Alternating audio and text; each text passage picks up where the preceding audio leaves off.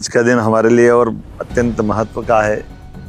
यशस्वी प्रधानमंत्री के आशीर्वाद से, उनकी उपस्थिति से एशिया महाद्वीप पर चीतों का पुनर्स्थापन का जो संकल्प शुरू हुआ वो धीरे धीरे करके परवान चढ़ रहा है। आज चीता दिवस के अवसर पर मैं प्रदेशवासियों को, देशवासियों को बधाई देना चाहूँगा। माननीय प्रधानमंत्री जी को, माननीय वन मंत्री को, श्रीमान भूपेंद्र यादव जी, श्रीमान नरेंद्र मोदी जी।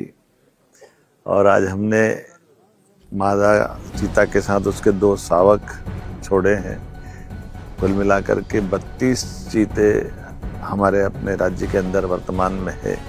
इसमें 2 अभयारण्य, एक तो गांधी सागर जहाँ 3 चीता आज विचरण कर रहे हैं, और ये श्योपुर कुन्नौ तो अब अंतर्राष्ट्रीय स्तर का केंद्र बन गया है। ऐसे में धीरे धीरे करके यहीं पैदा हुए तीसरी पीढ़ी के भी शावक अब हमारे यहाँ इस जंगल में मौजूद है। मुखी हमारे देश में पैदा, अपने राज्य में पैदा हुई, उसके 5 बच्चे का जो समाचार है वो भी सुखद है। और उससे ज़्यादा सुखद है कि अपने स्वच्छंद वातावरण में अब यहाँ चंबल के अंचल में हमारे सभी नागरिक भी उनके साथ रहकर जीना सीख गए हैं और परस्पर प्रेम भी कर रहे हैं। आपस में इनका भाईचारे का संबंध, प्रकृति के साथ जुड़ने का जो हमारा अपना मध्य प्रदेश का, देश का स्वभाव है, वसुधैव कुटुंबकम, ये उसका सुंदर उदाहरण है।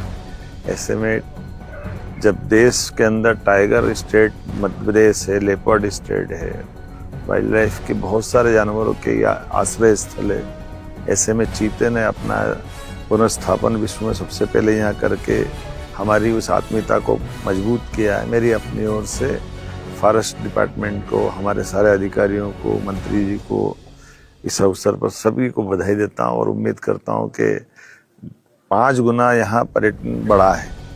और जिस प्रकार से इनका परिवार बढ़ रहा, आने वाले समय में हमारे क्षेत्र के लिए, यहाँ के विस्थापित हुए नागरिकों के लिए भी रोजगार के एक अलग प्रकार के अवसर भी मिलेंगे।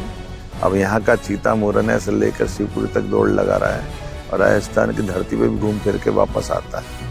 हमारे लिए सौभाग्य की बात है। धीरे धीरे करके सभी प्रकार की वन्य संपदा के आधार पर हमारे राज्य के जंगल बहुत समृद्ध हुए हैं। ऐसे में चीता उसमें मुकुटमणि की तरह है, कोहिनूर के हीरे की तरह है। मेरी अपनी ओर से बधाई।